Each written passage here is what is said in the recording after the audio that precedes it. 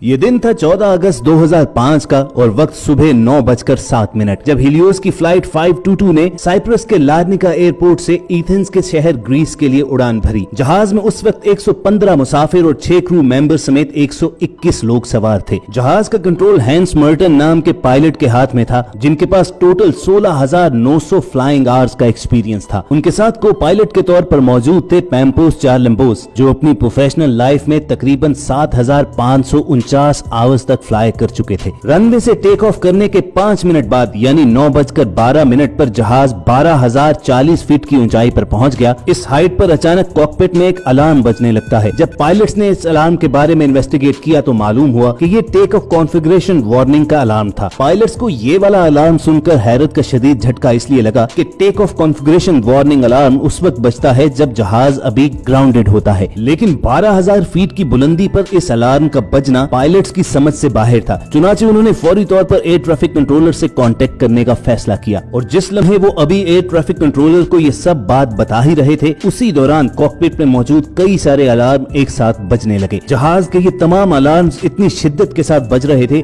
कि एटीसी तक पायलट्स की आवाज भी ठीक तरह से पहुंच नहीं पा रही थी। उसके साथ ही मुसीबत कई गुना उस वक्त बढ़ गई जब प्लेन का मास्टर कॉशन अलार्म बजने लगा, जिसका मतलब ये था कि प्लेन के बहुत से सिस्टम एक साथ ओवरहीटेड हो चुके हैं। जहां जहाज के कॉकपिट में परेशानी का ये आलम तारी था, तो वहीं पैसेंजर कैबिन्स में भी अफरा तफरी मच गई, क्योंकि तमाम मुसाफिरों को सांस लेने में खासी मुश्किल का सामना करना पड़ रहा था। क्रू मेंबर्स अगरचे उन्हें पुरसुकून रखने की कोशिश तो कर रहे थे, लेकिन तमाम कोशिशें नाकाम साबित हो रही थी। फ्लाइट के केबिन में ऑक्सीजन लेवल कम हो जाने पर मुसाफिरों के सामने ऑक्सीजन मास्क ऑटोमेटिकली लटक पड़े। इस वक्त तक जहाज 18,000 फीट की बुलंदी पर परवाज कर रहा था। दोनों पायलट्स एटीसी के साथ इस सारी प्रॉब्लम को शेयर करने की कोशिश तो कर रहे थे, मगर एयर ट्रैफिक कंट्रोलर तक उनकी आवाज ठीक से पहुंच नहीं पा रही थी और चंद ही लम्हों के बाद जहाज का राब्ता एटीसी से मुकम्मल तौर पर खत्म हो गया। उसके बाद भी कंट्रोल टावर वाले फ्लाइट से कांटेक्ट बहाल करने की काफी कोशिश करते रहे, लेकिन उन्हें इस फ्लाइट का कोई सुराग नहीं मिल रहा था। दूसरी जानिब जहाज ऊपर की जानिब उठता चला जा रहा था। आमतौर पर लार्निका से एथेंस पहुंचने के लिए 1 घंटे 45 मिनट की फ्लाइट होती है, यानी इस जहाज को तकरीबन 10:45 पर एथेंस में लैंड करना था। 9:23 पर यह प्लेन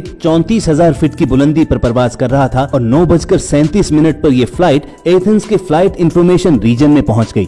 10:12 से लेकर 10:50 तक एथेंस के फ्लाइट कंट्रोल वाले इस जहाज से बार बार राब्ता करते रहे, लेकिन उन्हें कोई जवाब न मिलता। फ्लाइट शेड्यूल के मुताबिक इस वक्त तक जहाज को एथेंस के एयरपोर्ट पर लैंड करना था, लेकिन जहाज का कोई अता पता नहीं था। खतरे को भांपते हुए फौरी तौर पर ग्रीस की गवर्नमेंट ने अपने 2 F-16 जहाज को इस फ्लाइट को आसमान में ढूंढने के लिए भेजा और चंद ही मिनट्स के बाद इन दोनों फाइटर जेट्स ने हीलियोस की फ्लाइट 522 को कई हजार फीट की बुलंदी पर ढूंढ लिया। इनमें से एक फाइटर जेट का पायलट अपने जहाज को इस फ्लाइट के बिल्कुल करीब ले आया ताकि वो देख सके कि जहाज के अंदर चल क्या रहा है। F-16 के पायलट को जहाज के कॉकपिट में अजीबोगरीब मंजर देखने को मिला। को पायलट की सीट पर एक पायलट बैठा हुआ था, वहीं मेन पायलट अपनी सीट पर सर झुकाए बिल्कुल बेसुध पड़ा था। उसके बाद फाइटर जेट के पायलट ने अपने जहाज को पीछे किया और फ्लाइट 522 की खिड़कियों से जहाज के अंदर का जायजा लिया, लेकिन उसकी हैरत की इंतहा न रही कि मुसाफिर जहाज के दोनों तरफ 2 फाइटर जेट उड़ते हुए देखकर भी किसी मुसाफिर ने उन्हें कोई रिएक्शन न दिया। वो तमाम के तमाम अपनी सीट्स पर सर झुकाए बैठे रहे। कुछ देर के बाद फाइटर जेट्स के पायलट्स ने देखा कि एक शख्स कैबिन से निकलकर प्लेन के कॉकपिट की जानिब जा रहा है और फिर कुछ ही देर के बाद वो मेन पायलट की सीट पर बैठ गया। उस शख्स को कॉकपिट में आते देखकर फाइटर जेट के पायलट ने हाथ हिलाकर उसकी तवज्जो हासिल करने की कोशिश की। यूं लग रहा था कि वो शख्स भी फाइटर जेट्स के पायलट्स को कुछ बताना तो चाह रहा है, लेकिन वो कुछ बोल नहीं पा रहा। इसी दौरान फ्लाइट 522 के लेफ्ट इंजन ने काम करना बंद कर दिया और ये जहाज एक जानिब को झुकते हुए तेजी से जमीन की तरफ आना शुरू हो गया। पायलट सीट पर बैठा हुआ वो शख्स जहाज को कंट्रोल करने की कोशिश तो कर रहा था,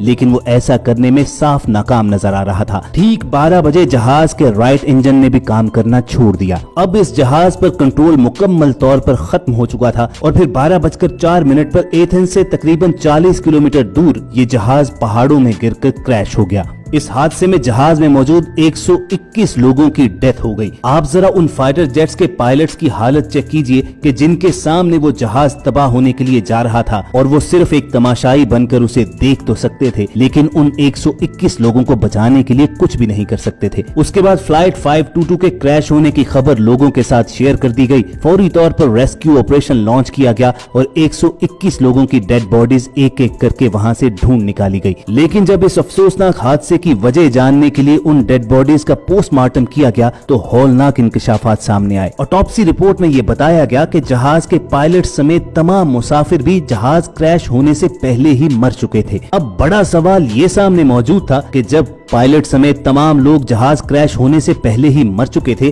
तो ऑलमोस्ट 2 घंटे तक जहाज का कंट्रोल किसके पास रहा। तो व्यूअर्स, कुछ देर पहले हमने एक ऐसे शख्स का जिक्र किया था जो पैसेंजर कैबिन से कॉकपिट में आता है और जहाज को कंट्रोल करता है। ये फ्लाइट अटेंडेंट एंड्रियास प्रोडोमो थे। ये एंड्रियास ही थे कि जिन्होंने जहाज को उस वक्त तक संभाले रखा था और आखिर में एयर ट्रैफिक कंट्रोलर को उन्हीं की आवाज सुनाई दी थी। एंड्रियास ने 5 बार मेडे मेडे कॉल करके उनसे मदद की दरखास्त की थी।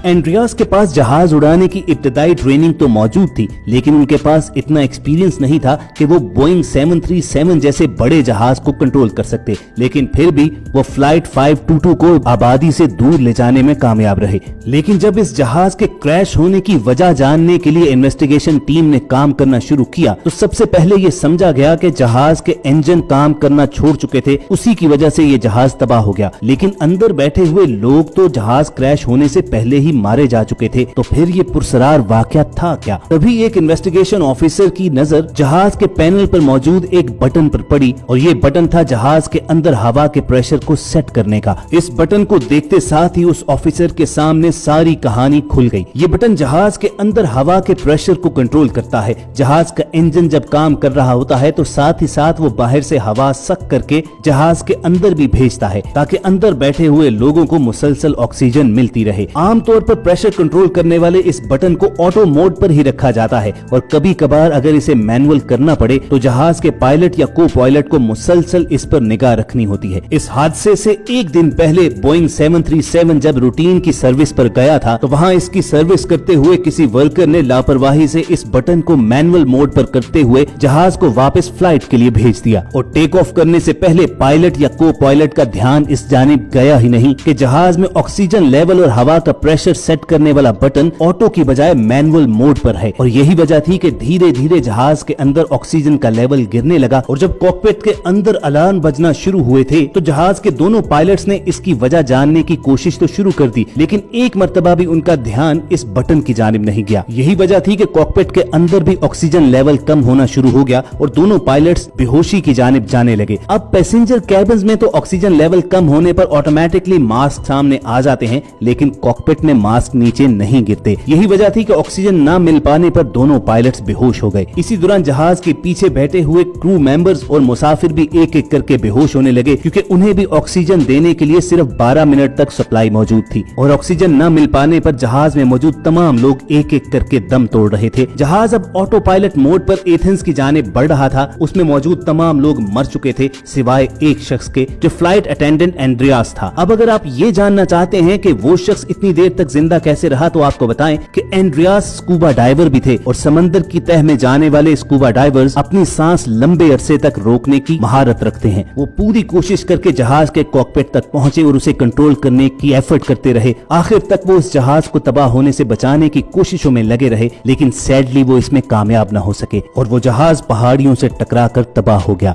इस प्लेन क्रैश के कई महीने के बाद बिलाखिर इसकी डिटेल रिपोर्ट जारी की गई जिसमें ये बताया गया कि 121 लोगों के मरने की असल वजह सिर्फ वही एक बटन था जो ऑटो मोड की बजाय मैनुअल पर कर दिया गया था। अगरचे उस रिपोर्ट में तो नहीं कहा गया, लेकिन हमारी नजर में इन 121 लोगों की मौत के असल जिम्मेदार इस प्लेन की सर्विस करने वाले वो वर्कर्स थे कि जिन्होंने गफलत के साथ इस बटन का मोड चेंज कर दिया। लेकिन बाज एक्सपर्ट्स की राय में दोनों पायलट्स को भी टेक ऑफ करने से पहले ये देख लेना चाहिए था कि जहाज के तमाम कंट्रोल सिस्टम्स ठीक तरह से काम कर रहे हैं या नहीं। तो कमेंट करके आप जरूर बताइएगा कि आपकी नजर में असल कसूरवार कौन था। क्या इस बोइंग 737 का रूटीन चेकअप करने वाले वो वर्कर्स या जहाज के दोनों पायलट्स जिन्होंने बिना देखे जहाज के साथ उड़ान भर ली, या आपके ख्याल में जहाज के अंदर मौजूद तमाम लोगों की किस्मत में ऐसा होना लिखा था। इसी एक